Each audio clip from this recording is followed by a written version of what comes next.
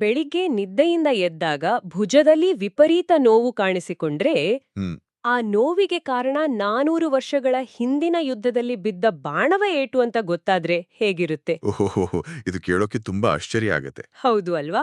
ಅಥವಾ ನಮ್ಮ ಪಕ್ಕದಲ್ಲಿ ಕೂತು ಲ್ಯಾಪ್ಟಾಪ್ನಲ್ಲಿ ಯಾರಿಗೂ ಅರ್ಥವಾಗದ ಕೋಡ್ ಟೈಪ್ ಮಾಡ್ತಿರೋ ಮಗು 2028ರ ಒಂದು ದೊಡ್ಡ ಕಾಸ್ಮಿಕ್ ಬದಲಾವಣೆಗಾಗಿ ಸಿದ್ಧತೆ ಮಾಡ್ತಿರೋ ಬೇರೆ ಗ್ರಹದ ಜೀವಿ ಅಂತ ಗೊತ್ತಾದ್ರೆ. ಖಂಡಿತ ಇದು ಯಾವುದೋ ಹಾಲಿವುಡ್ ಸೈನ್ಸ್ ಫಿಕ್ಷನ್ ಸಿನಿಮಾ ಕಥೆ ತರಾನೇ ಇದೆ. ಹ, ನಮ್ಮ ಕೇಳುಗರಿಗೂ ಹಾಗೆ ಅನ್ಸ್ತಿರಬಹುದು. ಅದೇ ಇಂದಿನ ನಮ್ಮ ಈ ಡೀಪ್ ಡೈವ್ನಲ್ಲಿ ನಾವು ಚರ್ಚೆ ಮಾಡ್ತಿರೋ ವಿಷಯಗಳು ಕೇವಲ ಕಲ್ಪನೆ ಅಲ್ಲ. ಹೌದು. ಡಾಕ್ಟರ್ ಬಲ್ಬೀರ್ ಸೋಹಲ್ ಅವರ ಕ್ಲಿನಿಕಲ್ ಅನುಭವಗಳು ಮತ್ತೆ ಆಳವಾದ ಸಂಶೋಧನಾ ಮೂಲಗಳನ್ನ ನಾವು ಇಂದು ಬಿಡಿಸಿ ನೋಡಲಿದ್ದೇವೆ.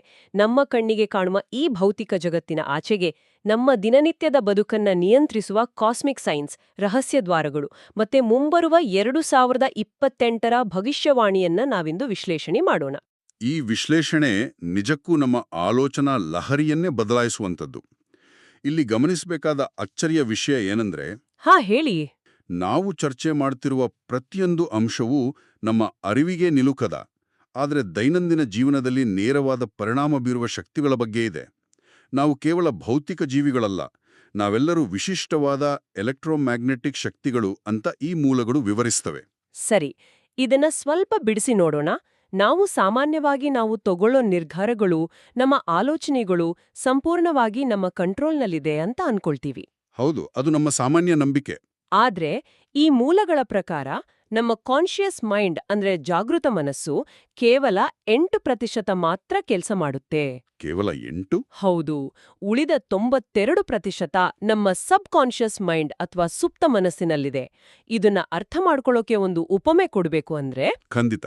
ನಮ್ಮ ಜಾಗೃತ ಮನಸ್ಸು ಕೇವಲ ಕಂಪ್ಯೂಟರ್ ಸ್ಕ್ರೀನ್ ಇದ್ದ ಹಾಗೆ. ಅದರಲ್ಲಿ ನಮಗೇನ್ ಕಾಣುತ್ತೋ ಅಷ್ಟೇ ನಮ್ಗೆ ಗೊತ್ತು. ಓಕೆ. ಆದ್ರೆ ಆ 92% ಇದೆಯಲ್ಲ, ಅದು ಬ್ಯಾಕ್ಗ್ರೌಂಡ್ನಲ್ಲಿ ರನ್ ಆಗ್ತಿರೋ ಬೃಹತ್ ಆಪರೇಟಿಂಗ್ ಸಿಸ್ಟಮ್. ಆ ಆಪರೇಟಿಂಗ್ ಸಿಸ್ಟಮ್ ನಮ್ಗೆ ಅರಿವಿಲ್ದಿದ್ರೂ ಸದಾ ಕೆಲ್ಸ ಮಾಡ್ತಾನೇ ಇರುತ್ತೆ. ನಿಖರವಾದ ಉಪಮೆ. ಆ 92% ಭಾಗದಲ್ಲಿಯೇ ಅಸಲಿ ರಹಸ್ಯ ಅಡಗಿರೋದು. ಅದರ ಒಂದು ಪ್ರಮುಖ ಕಾರ್ಯಕ್ಷೇತ್ರವೇ ನಾವು ನಿದ್ದೆ ಮಾಡೋ ಸಮಯ. ಅಂದ್ರೆ ನಿದ್ದೆ ಕೇವಲ ರೆಸ್ಟ್ ಅಲ್ಲವಾ? ಅಲ್ಲ, ನಾವು ರಾತ್ರಿ ಮಲಗಿದ್ದಾಗ ಬರುವ ಕನಸುಗಳನ್ನ ಹಗಲಿನಲ್ಲಿ ನಡೆದ ಘಟನೆಗಳ ಪ್ರತಿಫಲನ ಅಂತ ಸುಲಭವಾಗಿ ತಳ್ಳಿ ಹಾಕ್ತೇವೆ. ಆದರೆ ವಾಸ್ತವದಲ್ಲಿ ಈ ಮೂಲಗಳು ವಿವರಿಸುವ ಪ್ರಕಾರ ನಿದ್ದೆ ಅನ್ನೋದು ಭೌತಿಕ ದೇಹಕ್ಕೆ ಮಾತ್ರ ಸೀಮಿತ. ನಮ್ಮ ದೇಹ ಡೀಪ್ ಸ್ಲೀಪ್ ಅಥವಾ ಗಾಢ ನಿದ್ರೆಗೆ ಜಾರಿದಾಗ ನಮ್ಮ ಆಸ್ಟ್ರಲ್ ದೇಹ ಭೌತಿಕ ಎಲ್ಲೆಗಳನ್ನ ಮೀರಿ ಬೇರೆ ಆಯಾಮಗಳಿಗೆ ಪ್ರಯಾಣ ಬೆಳೆಸುತ್ತೆ. ಇದನ್ನೇ ಆಸ್ಟ್ರಲ್ ಟ್ರಾವೆಲ್ ಅಂತ ಕರೆಯೋದು. ಅಂದ್ರೆ ನಾವು ಮಲಗಿದಾಗ ನಮ್ಮ ಆತ್ಮ ದೇಹದಿಂದ ಹೊರಬಂದು ತಿರುಗಾಡ್ತಾ ಇರುತ್ತಾ? ಹೌದು. ಇದು ಕೇವಲ ಕಲ್ಪನೆ ಅಲ್ಲ. ಭೌತಿಕ ದೇಹ ಮತ್ತೆ ಈ ಆಸ್ಟ್ರಲ್ ದೇಹದ ನಡುವೆ ಒಂದು ಕಣ್ಣಿಗೆ ಕಾಣದ ಸಿಲ್ವರ್ ಕಾರ್ಡ್, ಅಂದ್ರೆ ಬೆಳ್ಳಿಯ ಹಗ್ಗದಂಥ ಎನರ್ಜಿ ಸಂಪರ್ಕ ಇರುತ್ತೆ. ಹಾಗಿದ್ರೆ ನಾವು ನೋಡುವ ಕನಸುಗಳೆಲ್ಲವೂ ಆಸ್ಟ್ರಲ್ ಲೋಕದಲ್ಲಿ ನಡೆಯುವ ಘಟನೆಗಳ ಡಾಕ್ಯುಮೆಂಟರಿ ವಿಡಿಯೋಗಳ? ಇದು ಹೇಗೆ ಕೆಲಸ ಮಾಡುತ್ತೆ? ಬಹಳ ಸೂಕ್ತವಾದ ಪ್ರಶ್ನೆ. ಆಸ್ಟ್ರಲ್ ಜಗತ್ತು ಅನ್ನೋದು 4ನೇ ಅಥವಾ 5ನೇ ಆಯಾಮದ ಪ್ರಪಂಚ. ಅಲ್ಲಿ ಭಾಷೆಗಳಿಲ್ಲ, ಕೇವಲ ಶಕ್ತಿ ಮತ್ತೆ ಸಂಕೇತಗಳಿರುತ್ತೆ. ಓ, 4D ಮತ್ತೆ 5D ಜಗತ್ತು. ಎಕ್ಸಾಕ್ಟ್ಲಿ. ಆಸ್ಟ್ರಲ್ ಪ್ರಯಾಣ ಮುಗಿಸಿ ನಮ್ಮ ಆತ್ಮ ಮರಳಿ ಭೌತಿಕ ದೇಹವನ್ನು ಸೇರಿದಾಗ ನಮ್ಮ 3D ಮೆದುಳು ಆ ಉನ್ನತ ಆಯಾಮದ ಸಂಕೇತಗಳನ್ನ ತನಗೆ ಅರ್ಥವಾಗುವ ಭೌತಿಕ ಚಿತ್ರಗಳಾಗಿ ಡಿಕೋಡ್ ಮಾಡಿಕೊಳ್ಳುತ್ತೆ. ಅದೇ ಕನಸು. ಹೌದು, ಅದೇ ಕನಸು. ಭವಿಷ್ಯದ ಮುನ್ಸೂಚನೆಗಳು, ಎಚ್ಚರಿಕೆಗಳು ನಮಗೆ ಕನಸಿನ ರೂಪದಲ್ಲಿ ಬರೋದು ಇದೇ ಕಾರಣಕ್ಕೆ. ನಾವು ಕನಸುಗಳನ್ನ ನಿರ್ಲಕ್ಷಿಸೋದು ಅಂದ್ರೆ ನಾವೇ ನಮಗೆ ಕಳುಹಿಸಿಕೊಂಡಿರುವ ಎಚ್ಚರಿಕೆ ಇಮೇಲ್ ಅನ್ನ ಡಿಲೀಟ್ ಮಾಡಿದಂತೆ. ಓ, ಇದು ನಿಜಕ್ಕೂ ಆಳವಾದ ಮೆಕ್ಯಾನಿಸಂ. ಆದ್ರೆ ಇಲ್ಲಿ ಇನ್ನೊಂದು ದೊಡ್ಡ ಗೊಂದಲ ಶುರುವಾಗುತ್ತೆ. ಹೇಳಿ. ಆತ್ಮ ಹೀಗೆ ಬೇರೆ ಬೇರೆ ಆಯಾಮಗಳಲ್ಲಿಯೇ ಬೇರೆ ಬೇರೆ ಜನ್ಮಗಳಲ್ಲಿ ಪ್ರಯಾಣಿಸುತ್ತೆ ಅಂದ್ರೆ ಅದು ತನ್ನ ಹಿಂದಿನ ಜನ್ಮದ ನೆನಪುಗಳನ್ನ ಎಲ್ಲಿ ಸೇವ್ ಮಾಡಿಟ್ಕೊಳ್ಳುತ್ತೆ? ಮೆದುಳಂತೂ ಪ್ರತಿ ಜನ್ಮದಲ್ಲೂ ಹೊಸದಾಗಿರುತ್ತಲ್ವಾ? ಅಲ್ಲಿಯೇ ಬರೋದು ಸೆಲ್ಯುಲರ್ ಮೆಮೊರಿ ಅನ್ನೋ ಅದ್ಭುತ ವಿಜ್ಞಾನ. ಅಂದ್ರೆ ಜೀವಕೋಶಗಳ ನೆನಪಿನ ಶಕ್ತಿ? ಹೌದು. ನಮ್ಮ ದೇಹದಲ್ಲಿರುವ ಮಿಲಿಯನ್ ಗಟ್ಲೆ ಜೀವಕೋಶಗಳು ಕೇವಲ ಮಾಂಸಖಂಡಗಳಲ್ಲ. ಪ್ರತಿಯೊಂದು ಜೀವಕೋಶವೂ ಒಂದು ಮೈಕ್ರೋ ಮೆಮೊರಿ ಕಾರ್ಡ್ನಂತೆ ಕೆಲಸ ಮಾಡುತ್ತೆ. ಓಕೆ. ಹಿಂದಿನ ಜನ್ಮದಲ್ಲಿ ನಡೆದ ಘೋರ ಘಟನೆಗಳು, ಆಘಾತಗಳು ಈ ಜೀವಕೋಶಗಳ ಎನರ್ಜಿ ಫೀಲ್ಡ್ನಲ್ಲಿ ಸ್ಟೋರ್ ಆಗಿರುತ್ತೆ. ಉದಾಹರಣೆಗೆ, ಒಬ್ಬ ವ್ಯಕ್ತಿಗೆ ಪದೇ ಪದೇ ಕೈ ತೊಳೆಯುವ ಅಭ್ಯಾಸ ಇರಬಹುದು. ಅಥವಾ ಎತ್ತರದ ಪ್ರದೇಶವನ್ನು ಕಂಡರೆ ವಿಪರೀತ ಭಯ ಇರಬಹುದು. ಅಂದ್ರೆ OCD ಅಥವಾ ಫೋಬಿಯಾ. ಹೌದು, ಆಧುನಿಕ ವೈದ್ಯಕೀಯ ಇದನ್ನೇ ಹೇಳುತ್ತೆ. ಆದರೆ ಪಾಸ್ಟ್ ಲೈಫ್ ರಿಗ್ರೆಷನ್ ಪ್ರಕಾರ ಆ ವ್ಯಕ್ತಿ ಹಿಂದಿನ ಜನ್ಮದಲ್ಲಿ ಎತ್ತರದ ಬೆಟ್ಟದಿಂದ ಬಿದ್ದು ಸತ್ತಿರಬಹುದು. ಆ ಕೊನೆಯ ಕ್ಷಣದ ಆಘಾತದ ಫ್ರೀಕ್ವೆನ್ಸಿ ಆತನ ಜೀವಕೋಶಗಳಲ್ಲಿ ಹಾಗೇ ಉಳಿದುಕೊಂಡಿರುತ್ತೆ. ಒಂದು ನಿಮಿಷ, ಇಲ್ಲಿ ನಾನು ಸ್ವಲ್ಪ ವಿರೋಧ ವ್ಯಕ್ತಪಡಿಸಲೇಬೇಕು. ಖಂಡಿತ. ಈಗ ಎತ್ತರದ ಭಯ ಅಂದ್ರೆ ಫೋಬಿಯಾ. ಓಕೆ, ಆದ್ರೆ ಈ ಮೂಲಗಳಲ್ಲಿ ಕ್ಯಾನ್ಸರ್ನಂತಹ ಗಂಭೀರ ಕಾಯಿಲೆಗಳಿಗೂ ಹಿಂದಿನ ಜನ್ಮದ ಕರ್ಮಗಳಿಗೂ ನೇರ ಸಂಬಂಧ ಇದೆ ಅಂತ ಹೇಳಿದಾರಲ್ವಾ? ಹೌದು, ಹೇಳಿದ್ದಾರೆ. ವಿಜ್ಞಾನದ ಪ್ರಕಾರ ಕ್ಯಾನ್ಸರ್ ಅನ್ನೋದು ಜೆನೆಟಿಕ್ ಮ್ಯೂಟೇಷನ್, ಅಂದ್ರೆ ಜೀವಕೋಶಗಳ ಅಸಹಜ ಬೆಳವಣಿಗೆ. ಆದ್ರೆ ಹಿಂದಿನ ಜನ್ಮದಲ್ಲಿ ಬಿದ್ದ ಏಟಿನಿಂದ ಈ ಜನ್ಮದಲ್ಲಿ ಕ್ಯಾನ್ಸರ್ ಬರತ್ತೆ ಅನ್ನೋದು ತುಂಬಾನೇ ಕಷ್ಟಕರವಾದ ವಾದ ಅಲ್ವಾ? ಇದು ಭೌತಿಕವಾಗಿ ಹೇಗೆ ಕೆಲಸ ಮಾಡತ್ತೆ? ಆಶ್ಚರ್ಯ ಆಗೋದು ಸಹಜ. ಮೇಲ್ನೋಟಕ್ಕೆ ಇದು ವಿಜ್ಞಾನಕ್ಕೆ ವಿರುದ್ಧ ಅನ್ನಿಸುತ್ತೆ. ಆದರೆ ಇದರ ಮೆಕ್ಯಾನಿಸಮ್ ಸ್ವಲ್ಪ ಸೂಕ್ಷ್ಮವಾಗಿದೆ. ಹಿಂದಿನ ಜನ್ಮದಲ್ಲಿ ಆದ ತೀವ್ರ ಆಘಾತದಿಂದ ಒಂದು ನೆಗೆಟಿವ್ ಎನರ್ಜಿ ಉತ್ಪತ್ತಿಯಾಗುತ್ತೆ. ಆ ಎನರ್ಜಿಯನ್ನ ರಿಲೀಸ್ ಮಾಡದೆ ವ್ಯಕ್ತಿ ಮರಣ ಹೊಂದಿದ್ರೆ ಆ ಎನರ್ಜಿ ಆತನ ಸೋಲ್ ಬ್ಲೂ ಪ್ರಿಂಟ್ನಲ್ಲಿ ಲಾಕ್ ಆಗುತ್ತೆ. ಓ, ಸೋಲ್ ಬ್ಲೂ ಪ್ರಿಂಟ್. ಹೌದು. ಹೊಸ ಜನ್ಮದಲ್ಲಿ ದೇಹ ಪಡೆದಾಗ ಆ ನೆಗೆಟಿವ್ ಎನರ್ಜಿಯ ಫ್ರೀಕ್ವೆನ್ಸಿ ದೇಹದ ನಿರ್ದಿಷ್ಟ ಭಾಗದಲ್ಲಿ ಎನರ್ಜಿ ಬ್ಲಾಕೇಜ್ ಉಂಟುಮಾಡುತ್ತೆ. ಪ್ರಾಣಶಕ್ತಿ ಸರಾಗವಾಗಿ ಹರಿಯದಿದ್ದಾಗ ಅಲ್ಲಿನ ಜೀವಕೋಶಗಳು ತಮ್ಮ ಸಹಜ ಸ್ಮರಣೆಯನ್ನ ಕಳೆದುಕೊಂಡು ಅಸಹಜವಾಗಿ ಬೆಳೆಯಲು ಶುರು ಮಾಡ್ತವೆ. ರೈಟ್. ವಿಜ್ಞಾನ ಇದನ್ನ DNA ಮ್ಯೂಟೇಷನ್ ಎನ್ನುತ್ತದೆ.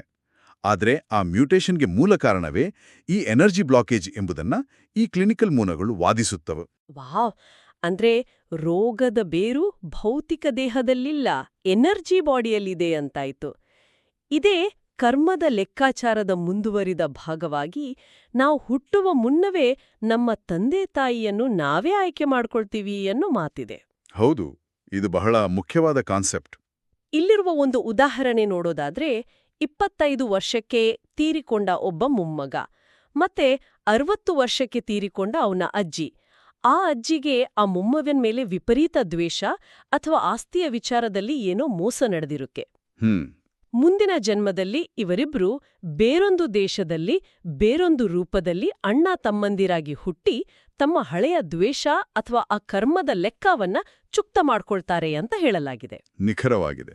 ನಮ್ಮ ಕುಟುಂಬವನ್ನ ನಾವೇ ಆಯ್ಕೆ ಮಾಡ್ತೀವಿ, ನಮ್ಮ ಕರ್ಮದ ಲೆಕ್ಕಾಚಾರ ನಾವೇ ಬರ್ಕೊಳ್ತೀವಿ ಅಂದ್ರೆ ನಮ್ಮ ಬದುಕಿನಲ್ಲಿ ನಡೆಯುವ ಕಷ್ಟಗಳಿಗೆ ನಾವು ಬೇರೆಯವರನ್ನ ದೂರುವಂತೆಯೇ ಇಲ್ಲ ಅಲ್ವಾ? ಹೇಗೆ ಬಡ್ಡಿ ಸಮೇತ ತೀರ್ಸಲೇಬೇಕೋ ಹಾಗೆಯೇ ಕಾರ್ಮಿಕ್ ಡೆಟ್ ನಮ್ಮನ್ನ ಹಿಂಬಾಲಿಸುತ್ತೆ. ರೈಟ್. ನಮ್ಮ ಅಪೂರ್ಣ ಕರ್ಮಗಳನ್ನ ಬ್ಯಾಲೆನ್ಸ್ ಮಾಡಲು ಯಾವ ಪರಿಸ್ಥಿತಿ ಸೂಕ್ತವೋ ಅಂತಹ ತಾಯಿಯ ಗರ್ಭವನ್ನು ಆತ್ಮವೇ ಆರಿಸಿಕೊಳ್ಳುತ್ತೆ. ನಮ್ಮ ಸ್ವಂತ ಕರ್ಮಗಳ ಲೆಕ್ಕಾಚಾರ ಹಾಗಿರ್ಲಿ, ಆದ್ರೆ ನಮ್ಮ ಸುತ್ತಮುತ್ತಲಿನ ಬೇರೆ ಅಗೋಚರ ಕೆಟ್ಟ ಶಕ್ತಿಗಳು ಕೂಡ ನಮ್ಮ ಮೇಲೆ ಪ್ರಭಾವ ಬೀರ್ತವೆ ಅಂತ ಈ ಮೂಲಗಳು ಎಚ್ಚರಿಸ್ತವೆ. ಹೌದು. ರಾತ್ರಿ ಹೊತ್ತು ಕೂದಲು ಉಬ್ಬಿಟ್ಟುಕೊಂಡು ಓಡಾಗೋದು ಅಥವಾ ಯಾರೋ ಬಿಟ್ಟ ಎಂಜಲು ನೀರನ್ನ ಕುಡಿಯೋದು, ಸೆಕೆಂಡ್ ಹ್ಯಾಂಡ್ ಬಟ್ಟೆಗಳನ್ನ ಧರಿಸೋದು ಅಪಾಯಕಾರಿ ಎನ್ನಲಾಗಿದೆ. ಇದನ್ನ ಕೇಳ್ದಾಗ ಹಳ್ಳಿಯಲ್ಲಿ ಅಜ್ಜಿಯರು ಹೇಳುವ ಕೇವಲ ಮೂಢನಂಬಿಕೆ ತರ ಇದೆಯಲ್ಲ ಅನ್ಸಬಹುದು. ಖಂಡಿತ. ಇಲ್ಲಿ ಎಂಟಿಟೀಸ್ ಅಂದ್ರೆ ಏನು? ಅವು ದೆವ್ವಭೂತಗಳ ಅಥವಾ ಬೇರೆನಾದ್ರೂ ಇದೆಯಾ? ಜನಸಾಮಾನ್ಯರ ಭಾಷೆಯಲ್ಲಿ ಇದನ್ನ ದೆವ್ವ ಅಥವಾ ಕೆಟ್ಟ ಶಕ್ತಿ ಎನ್ನುವುದು. ಆದರೆ ಕಾಸ್ಮಿಕ್ ವಿಜ್ಞಾನದ ಪ್ರಕಾರ ಎಂಟಿಟೀಸ್ ಅಂದ್ರೆ ಪ್ಯಾರಾಸೈಟಿಕ್ ಎನರ್ಜಿಗಳು, ಅಂದ್ರೆ ಪರಾವಲಂಬಿ ಶಕ್ತಿಗಳು. ಓ, ಪ್ಯಾರಾಸೈಟ್ಸ್. ಹೌದು. ಇವು ಪ್ರಬಲವಾದ ನಕಾರಾತ್ಮಕ ಆಲೋಚನೆಗಳಿಂದ ಸೃಷ್ಟಿಯಾದ ಎನರ್ಜಿ ಫಾರ್ಮ್ಗಳು. ಉದಾಹರಣೆಗೆ ಸೆಕೆಂಡ್ ಹ್ಯಾಂಡ್ ಬಟ್ಟೆನೇ ತಗೊಳ್ಳಿ. ಓಕೆ. ಆ ಬಟ್ಟೆಯನ್ನು ಬಳಸಿದ ವ್ಯಕ್ತಿ ದೀರ್ಘಕಾಲದ ಖಿನ್ನತೆಯಲ್ಲಿದ್ದಿದ್ರೆ ಅಥವಾ ಯಾವುದೋ ಕಾಯಿಲೆಯಿಂದ ನರಳಿ ತೀರ್ಕೊಂಡಿದ್ರೆ ಆತನ ಡಿಪ್ರೆಷನ್ನ ಫ್ರೀಕ್ವೆನ್ಸಿ ಆ ಬಟ್ಟೆಯ ನೂಲಿನಲ್ಲಿ ಎನರ್ಜಿ ಇಂಪ್ರಿಂಟ್ ಆಗಿ ಉಳಿದಿರುತ್ತೆ. ಅಂದ್ರೆ ಆ ಬಟ್ಟೆಗೆ ಮೆಮೊರಿ ಇರುತ್ತಾ? ಖಂಡಿತ. ಯಾರೋ ದೈಹಿಕವಾಗಿ ದುರ್ಬಲರಾದವರು ಆ ಬಟ್ಟೆಯನ್ನು ಧರಿಸಿದಾಗ ಆ ಎನರ್ಜಿ ಇವರ ಆರಾ ಒಳಗೆ ಪ್ರವೇಶಿಸುತ್ತೆ. ಅದಕ್ಕಾಗಿಯೇ ಇಂತಹ ಬಟ್ಟೆ ತಂದ ತಕ್ಷಣ ಉಪ್ಪು ನೀರು ಮತ್ತೆ ಗೋಮೂತ್ರದಲ್ಲಿ ತೊಳಿಬೇಕು ಎನ್ನಲಾಗುತ್ತೆ. ಯಾಕೆ ಉಪ್ಪು ನೀರು? ಉಪ್ಪು ಮತ್ತೆ ಗೋಮೂತ್ರಕ್ಕೆ ಆ ನಕಾರಾತ್ಮಕ ಎಲೆಕ್ಟ್ರೋಮ್ಯಾಗ್ನೆಟಿಕ್ ಬಾಂಡ್ಗಳನ್ನ ಒಡೆಯೋ ವೈಜ್ಞಾನಿಕ ಶಕ್ತಿ ಇದೆ. ವಾವ್! ಅಂದ್ರೆ ನಮಗೆ ಅರಿವಿಲ್ಲದೆಯೇ ನಾವು ಬೇರೆಯವರ ನೆಗೆಟಿವ್ ಎನರ್ಜಿಯನ್ನ ಡೌನ್ಲೋಡ್ ಮಾಡ್ಕೊಳ್ಳುವ ಸಾಧ್ಯತೆಗಳಿವೆ. ಇನ್ನು ಈ ಆಘಾತಗಳಿಂದ ಹೊರಬರಲು ಪಾಸ್ಟ್ ಲೈಫ್ ರಿಗ್ರೆಷನ್ ಥೆರಪಿ ಮಾಡ್ತಾರಲ್ವಾ? ಹೌದು. ಇತ್ತೀಚೆಗೆ ಇದನ್ನ ಆನ್ಲೈನ್ನಲ್ಲಿ ಮಾಡೋ ಟ್ರೆಂಡ್ ಶುರುವಾಗಿದೆ. ಆದರೆ ಮೂಲಗಳ ಪ್ರಕಾರ ಇದು ಅತ್ಯಂತ ಅಪಾಯಕಾರಿ.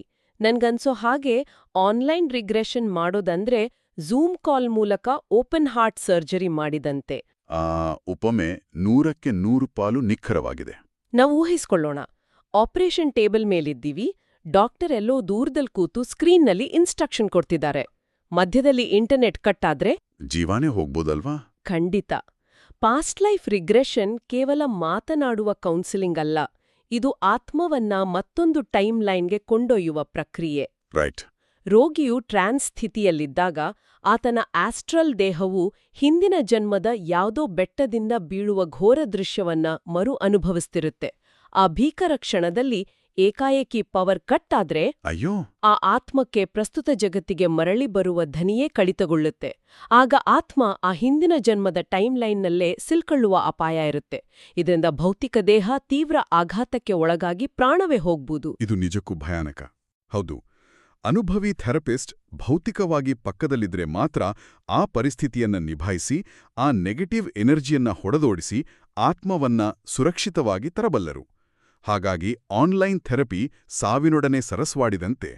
ನಮ್ಮ ಆಂತರಿಕ ಪ್ರಪಂಚದ ರಹಸ್ಯಗಳು ಇಷ್ಟು ಸೂಕ್ಷ್ಮವಾಗಿರುವಾಗ ಈ ಭೂಮಿಯ ಮೇಲಿರುವ ಭೌತಿಕ ರಹಸ್ಯಗಳ ಬಗ್ಗೆಯೂ ಮೂಲಗಳು ಒಂದು ಹೊಸ ದೃಷ್ಟಿಕೋನ ನೀಡಿವೆ. ಹೌದು. ನಾವು ಕನಸಿನಲ್ಲಿ ಬೇರೆ ಆಯಾಮಗಳಿಗೆ ಪ್ರಯಾಣ ಮಾಡ್ತೀವಿ ಅಂದ್ರೆ ಈ ಭೂಮಿಯ ಮೇಲೂ ಬೇರೆ ಆಯಾಮಗಳಿಗೆ ಹೋಗಲು ಬಾಗಿಲುಗಳು ಇವೆಯಾ? ಬರ್ಮುಡಾ ಟ್ರಯಾಂಗಲ್ ಮತ್ತೆ ಕೈಲಾಸ ಪರ್ವತವನ್ನ ಕೇವಲ ಭೌಗೋಳಿಕ ಸ್ಥಳಗಳನ್ನಾಗಿ ನೋಡಬಾರ್ದು ಅಂತ ಹೇಳಲಾಗಿದೆ. ನಿಜ. ಅವನ್ನ ಭೂಮಿಯ ಪೋರ್ಟಲ್ಗಳು ಅಥವಾ ಅಗೋಚರ ದ್ವಾರಗಳು ಅಂತ ಕರೆಯಲಾಗುತ್ತೆ. ಬರ್ಮುಡಾ ಟ್ರಯಾಂಗಲ್ ಕೇವಲ ಹಡಗುಗಳನ್ನ ನುಂಗುವ ಜಾಗ ಅಲ್ಲ, ಅದೊಂದು 22 ಕಿಲೋಮೀಟರ್ ಉದ್ದದ ಶಾಫ್ಟ್ ಅಂತ ವಿವರಿಸಲಾಗಿದೆ. ಹೌದು. ಆ ಪೋರ್ಟಲ್ಗಳು ಹೇಗೆ ಕೆಲಸ ಮಾಡ್ತವೆ ಅಂದ್ರೆ ಅವು ಭೂಮಿಯ ಮ್ಯಾಗ್ನೆಟಿಕ್ ಫೀಲ್ಡ್ನಲ್ಲಿರುವ ಗ್ರಿಡ್ ಲೈನ್ಗಳು ಸೇರುವ ಸ್ಥಳಗಳು. ಓ, ಅಂದ್ರೆ ಮ್ಯಾಗ್ನೆಟಿಕ್ ಸೆಂಟರ್ಸ್. ಸಮುದ್ರದ ಅಡಿಯಲ್ಲಿರುವ ಒಂದು ಪ್ರತ್ಯೇಕ ಆಯಾಮಕ್ಕೆ ಸಂಪರ್ಕ ಕಲ್ಪಿಸುತ್ತೆ. ವಾವ್! ಇನ್ನು ಹಿಮಾಲಯದ ಮೇಲ್ಭಾಗದಲ್ಲಿ ಕೈಲಾಸ ಪರ್ವತದ ಸಾಲಿನಲ್ಲಿ ಸಮುದ್ರದಲ್ಲಿ ಸಿಗುವ ಶಂಖಗಳು ಸಿಕ್ಕಿವೆ. ಇದು ಭೂಮಿಯೊಮ್ಮೆ ಸಂಪೂರ್ಣವಾಗಿ ಪಲ್ಟಾಗಿತ್ತು ಅನ್ನೋದಕ್ಕೆ ಸಾಕ್ಷಿ. ಅಂದ್ರೆ ಜಗತ್ತಿನ ಭೌಗೋಳಿಕ ಧ್ರುವಗಳು ಬದಲಾಗಿದ್ವಾ? ಹೌದು, ಪೋಲ್ ಶಿಫ್ಟ್ ಆಗಿತ್ತು. ಕೈಲಾಸ ಪರ್ವತದ ಮೇಲೆ ಕಣ್ಣಿಗೆ ಕಾಣದ ಮೆಟ್ಟಿಲುಗಳಿವೆ. ಅಲ್ಲಿಂದ ಉನ್ನತ ಫ್ರೀಕ್ವೆನ್ಸಿಯ ಜೀವಿಗಳು ಭೂಮಿಗೆ ಇಳಿದು ಬರ್ತಾರೆ ಅನ್ನುವುದು ಕ್ಲಿನಿಕಲ್ ಎಕ್ಸ್ಪೀರಿಯನ್ಸ್. ಇಲ್ಲಿಯೇ ನನ್ನ ಮುಂದಿನ ಪ್ರಶ್ನೆ ಇರೋದು. ಕೇಳಿ. ಭೂಮಿ ಮತ್ತು ಇತರ ಬ್ರಹ್ಮಾಂಡಗಳ ನಡುವೆ ನಿರಂತರ ಸಂಪರ್ಕ ಇದೆ ಅಂತ ಒಪ್ಕೊಳ್ಳೋಣ. ಆದ್ರೆ ಈ ಮೂಲಗಳಲ್ಲಿ ಪ್ರಸ್ತಾಪ ಆಗಿರೋ ಬ್ಲೂ ಬೇಬೀಸ್ ಕಾನ್ಸೆಪ್ಟ್ ಇದೆಯಲ್ಲ, ಹೌದು, ಇದು ನಮ್ಮ ಕೇಳುಗರ ತಲೆಯಲ್ಲಿ ದೊಡ್ಡ ಹುಳ ಬಿಡುತ್ತೆ. 2001ರಿಂದ 2006ರ ನಡುವೆ ಜನಿಸಿದ ಕೆಲವು ಮಕ್ಕಳು ಬೇರೆ ಗ್ರಹಗಳಿಂದ ಬಂದವರು ಅಂತ ಹೇಳಲಾಗಿದೆ. ಹೌದು, ಕ್ಲಿನಿಕಲ್ ಡೇಟಾ ಇದನ್ನೇ ಹೇಳುತ್ತೆ. ತಾರೆ ಅಂತ ಕೂಡ ಇದೆ. ನಾನು ನೇರವಾಗಿಯೇ ಕೇಳ್ತೀನಿ, ಇದು ಕೇವಲ ಅತಿಯಾದ ಕಲ್ಪನೆ ಅಂತ ಯಾಕೆ ಅಂದ್ಕೊಳ್ಳಬಾರ್ದು? ಕೇಳುಗರಿಗೆ ಇದು ಸೈನ್ಸ್ ಫಿಕ್ಷನ್ ಅನ್ಸೋದು 100ಕ್ಕೆ 100 ಸಹಜ. ಆದ್ರೆ ಇಲ್ಲಿ ಬ್ಲೂ ಬೇಬೀಸ್ ಅಂದ್ರೆ ಅವರ ಚರ್ಮದ ಬಣ್ಣ ನೀಲಿ ಅಂತ ಅಲ್ಲ. ಮತ್ತೆ ಅವರ ಆರ ಅಂದ್ರೆ ಅವರ ದೇಹದ ಸುತ್ತಲಿನ ಎನರ್ಜಿ ಫೀಲ್ಡ್ನ ಬಣ್ಣ ಇಂಡಿಗೋ ಅಥವಾ ನೀಲಿ ಬಣ್ಣದ್ದಾಗಿರುತ್ತೆ. ಇವರು ಉನ್ನತ ಆಯಾಮಗಳಿಂದ ಮಾನವ ದೇಹದಲ್ಲಿ ಜನ್ಮ ತಾಳಿದ ಆತ್ಮಗಳು. ಓ, ಅಂದ್ರೆ ಮನುಷ್ಯರ ರೂಪದಲ್ಲಿರೋ ಬೇರೆ ಜೀವಿಗಳು. ಎಕ್ಸಾಕ್ಟ್ಲಿ. ಇನ್ನು ಆ ಲ್ಯಾಪ್ಟಾಪ್ ಕೋಡಿಂಗ್ ವಿಚಾರಕ್ಕೆ ಬಂದ್ರೆ ಅವರು ಟೈಪ್ ಮಾಡೋದು ನಮಗೆ ಗೊತ್ತಿರೋ ಪೈಥಾನ್ ಅಥವಾ ಜಾವಾ ಕೋಡ್ಗಳಲ್ಲ. ಮತ್ತೇನನ್ನ ಟೈಪ್ ಮಾಡ್ತಾರೆ ಅವರು?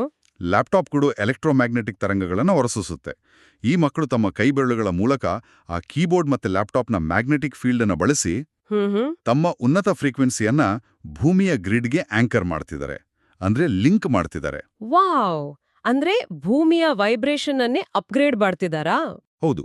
ಮುಂಬರುವ ದಿನಗಳಲ್ಲಿ ಭೂಮಿಯ ಮೇಲಾಗುವ ಭಾರೀ ಬದಲಾವಣೆಯನ್ನ ನಿಭಾಯಿಸಲು ಭೂಮಿಯ ಎನರ್ಜಿಯನ್ನ ಬ್ಯಾಲೆನ್ಸ್ ಮಾಡೋ ಕೆಲಸವನ್ನ ಅವ್ರು ಮಾಡ್ತಿದ್ದಾರೆ. ಅವರು ಮನುಷ್ಯರ ನಡುವೆ ಇರೋ ರಾಯಭಾರಿಗಳು.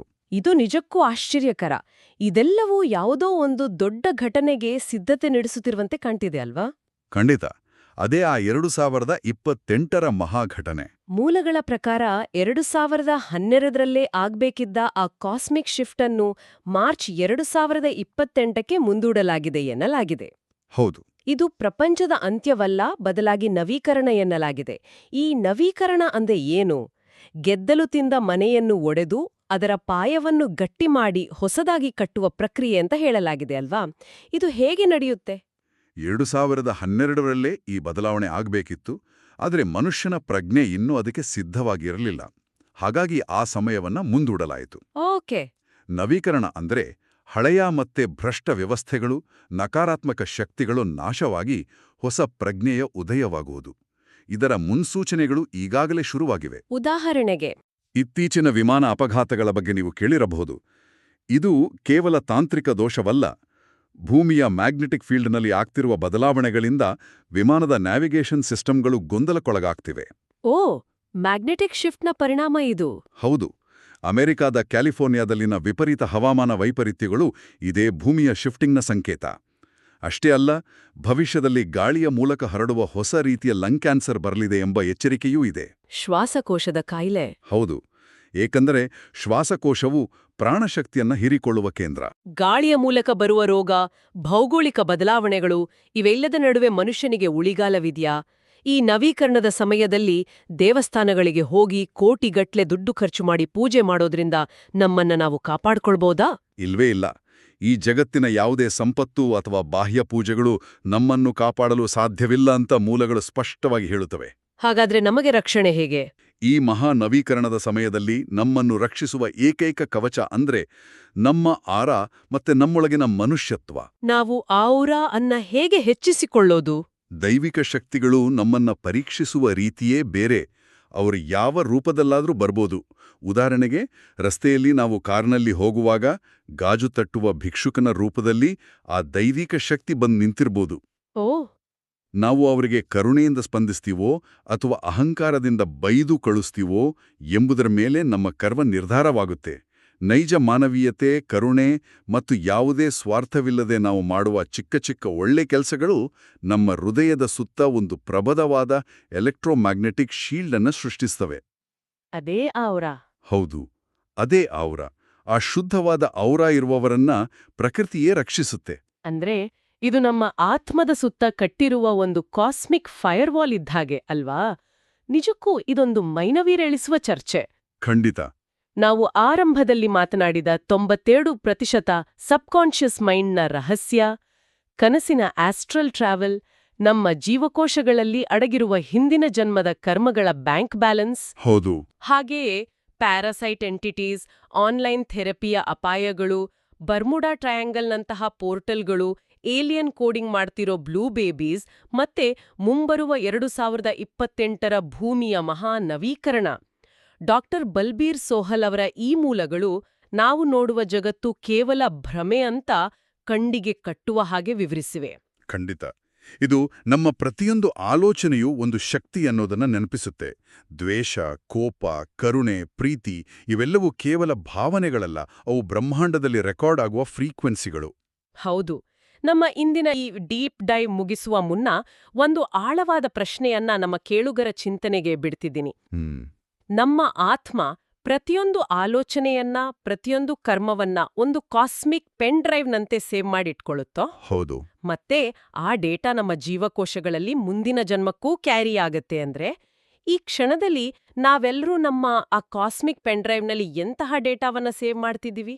ಬಹಳ ಮುಖ್ಯವಾದ ಪ್ರಶ್ನೆ ಇದು. ಮುಂದಿನ ಜನ್ಮದ ಡೌನ್ಲೋಡ್ಗಾಗಿ ನಾವು ರೆಡಿ ಮಾಡ್ಕೊಳ್ತಿರುವ ಆ ಫೈಲ್ಗಳು ಯಾವುವು? ದ್ವೇಷದ ವೈರಸ್ಗಳ ಅಥವಾ ಕರುಣೆಯ ಆಂಟಿವೈರಸ್ಗಳ? ಯೋಚಿಸಿ. ಆ ಅಗೋಚರ ಜಗತ್ತಿನ ಕಡೆಗೆ ನಮ್ಮ ದೃಷ್ಟಿ ಮತ್ತೆ ನಮ್ಮ ಅರಿವು ಹೀಗೆಯೇ ವಿಸ್ತಾರವಾಗುತ್ತಿರ್ಲಿ. ಮತ್ತೊಂದು ಕುತೂಹಲಕಾರಿ ವಿಷಯದೊಂದಿಗೆ ಮತ್ತೆ ಸಿಗೋಣ.